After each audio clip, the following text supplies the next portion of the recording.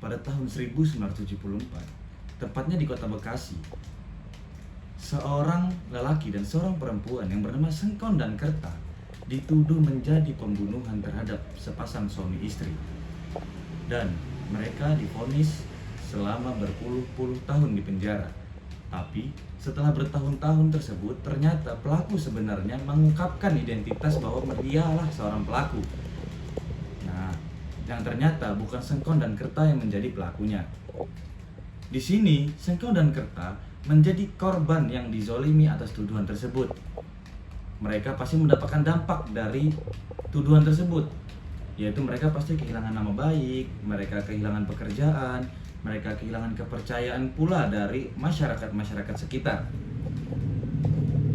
Bahwa sistem pengadilan pidana di Indonesia hanya tertuju kepada pelaku, sedangkan bagi Sengkon dan Kerta yang sebagai korban tidak terlalu dipedulikan oleh sistem peradilan pidana, karena mereka hanya terfokus yang kepada si pelaku, tapi tidak memikirkan bagaimana nasib Sengkon dan Kerta untuk menjalani kehidupannya di masyarakat sekitar.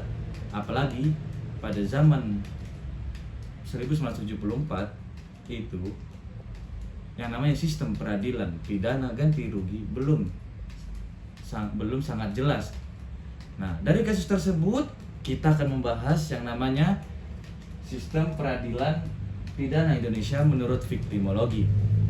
Perkenalkan, nama saya Muhammad Arifin Amrillah dengan NIM 2022 1011 0311 047. Pada malam hari ini saya akan menjelaskan atau menerangkan sebuah mata kuliah dari viktimologi dengan judul tersebut.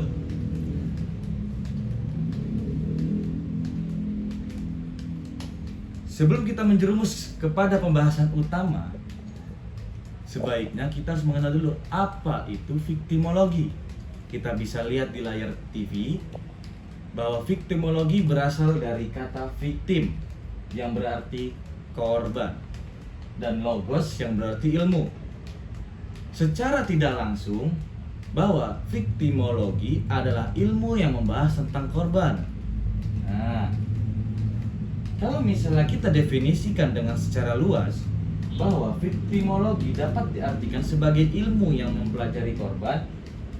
Korban apa? Korban kejahatan, baik dalam aspek sosial, psikologis, maupun hukum. Pada hukum Indonesia, viktimologi berhubungan dengan perlindungan terhadap korban kejahatan yang diatur dalam perundang-undangan, termasuk Undang-Undang Nomor 13 Tahun 2006 tentang perlindungan saksi dan korban,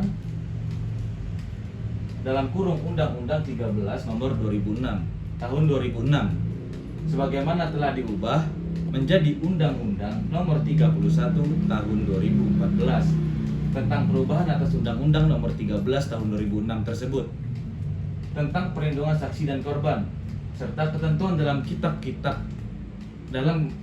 undang-undang hukum pidana atau yang tersebut seperti biasanya KUHP, dan kitab undang-undang hukum acara pidana atau KUHA. Kita lanjut ke slide berikutnya.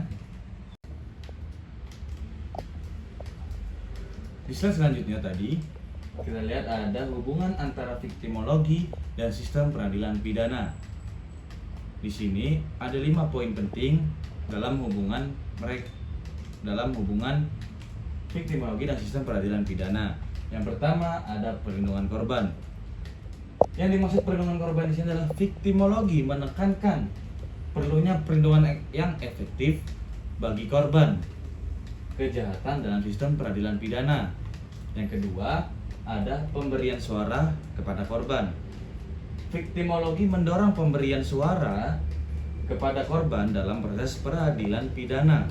Yang ketiga, kompensasi dan restitusi.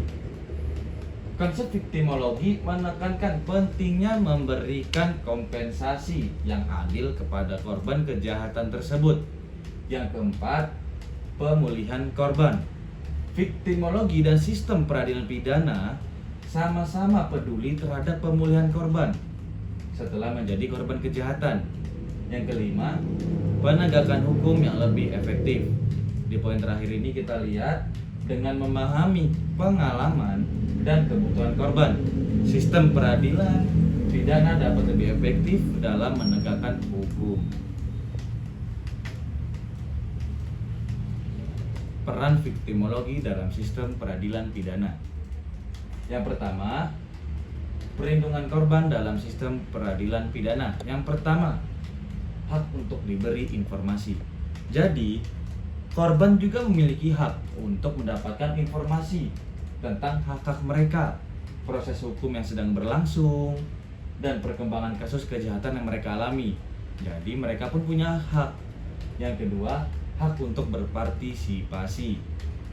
Korban harus diberi kesempatan untuk berpartisipasi aktif dalam proses peradilan, termasuk memberikan kesaksian, menyampaikan pandangan mereka tentang hukuman yang diusulkan, dan mengajukan permohonan ganti rugi. Karena sistem peradilan pidana hanya terfokus kepada pelaku tanpa memikirkan bagaimana nasib korban, ganti rugi korban. Jadi di sini sebenarnya mereka memiliki hak juga yang jarang diperhatikan. Yang ketiga, atau yang kita sebut C, perlindungan dari ancaman atau intimidasi. Korban harus dilindungi dari ancaman, intimidasi, atau pembalasan yang mungkin mereka hadapi sebagai akibat dari memberikan kesaksian atau berpartisipasi dalam proses hukum. Karena biasanya, jikalau si A melakukan kejahatan dan si B menjadi saksi, kemudian si B melaporkan kepada pihak berwenang, terkadang si pihak A ini akan melakukan intimidasi atau mengincar si B untuk mendapatkan kejahatan setelah melaporkan kejahatan yang dilakukan si A. Yang kedua, penerapan hukuman terhadap pelaku kejahatan dengan mempertimbangkan kepentingan korban. A. Penentuan hukuman yang proporsional. Sistem peradilan pidana harus memastikan bahwa hukuman yang diberikan kepada pelaku kejahatan proporsional dengan kejahatan yang dilakukan dan dampaknya terhadap korban. Yang kedua, atau yang kita sebut B, konsultasi dengan korban. Pengadilan dapat mengambil langkah-langkah untuk mengkonsultasikan keputusan hukuman kepada korban, karena si korban juga menjadi korban kejahatan, termasuk memberikan kesempatan kepada korban untuk menyampaikan pandangan mereka tentang jenis hukuman yang akan diberikan kepada si pelaku tersebut. C. Perlindungan korban dan risiko lanjutan. Dalam menentukan hukuman, sistem peradilan pidana harus memperhatikan atau mempertimbangkan perlindungan korban dari risiko lanjutan yang mungkin mereka hadapi nanti dari pelaku kejahatan tersebut, termasuk risiko kekerasan balasan atau pengulangan kejahatan.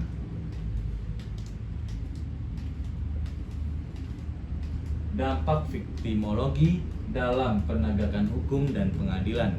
Jadi di sini kita akan membahas yang namanya dampak tersebut. 1. Perubahan fokus dari pelaku ke korban.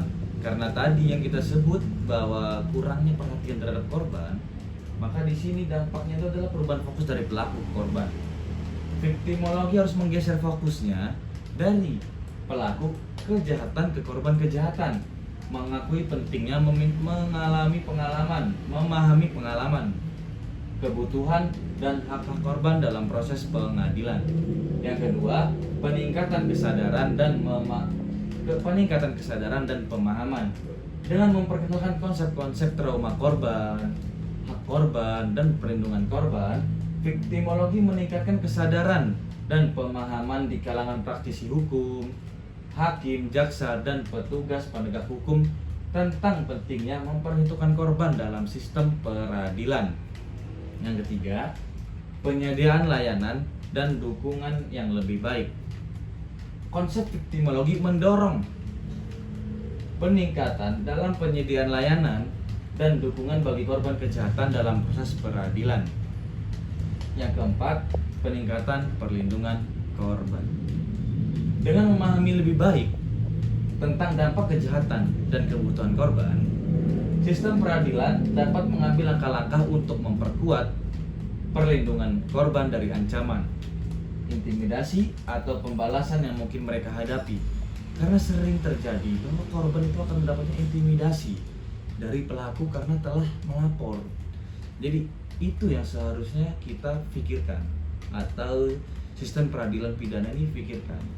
Karena ya mungkin kita sebut cukup berbahaya ya bagi korban, karena telah mengalami korban kejahatan, lalu setelah melapor mendapatkan intimidasi atau diincar lagi dengan si pelaku untuk mendapatkan pengulangan kejahatan yang sama. Slide selanjutnya ada pembahasan tentang bagaimana pengadilan mempertimbangkan kebutuhan dan hak-hak bagi korban. 1.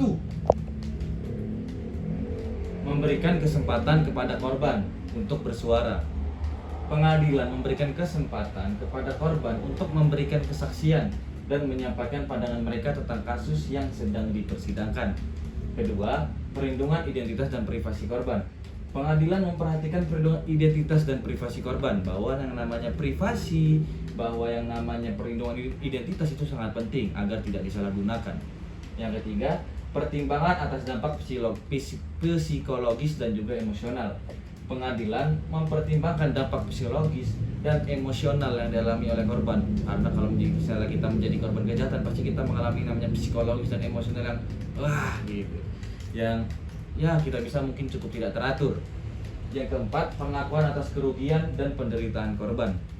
Pengadilan mengakui kerugian dan penderitaan yang dialami korban kejahatan, baik secara material maupun immaterial. Ini mencakup pemberian restitusi kepada korban sebagai penggantian atas kerugian yang mereka alami, serta mengakui hak korban untuk mendapatkan kompensasi yang adil.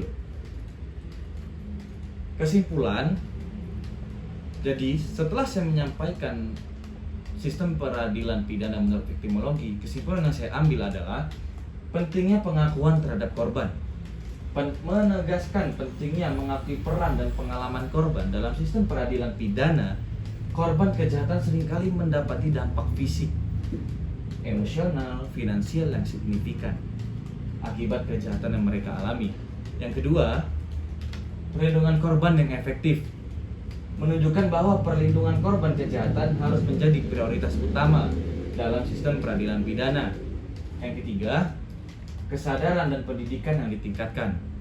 Penelitian menunjukkan perlunya meningkatkan kesadaran dan pemahaman di kalangan praktisi hukum, hakim, jaksa, dan petugas penegak hukum tentang prinsip-prinsip viktimologi. Makin cukup sekian yang dapat saya sampaikan pada penjelasan sistem peradilan pidana menurut viktimologi. Natlubul afwa min jamil khotoyat. Syukron ala ihtimamikum. Wassalamualaikum warahmatullahi wabarakatuh.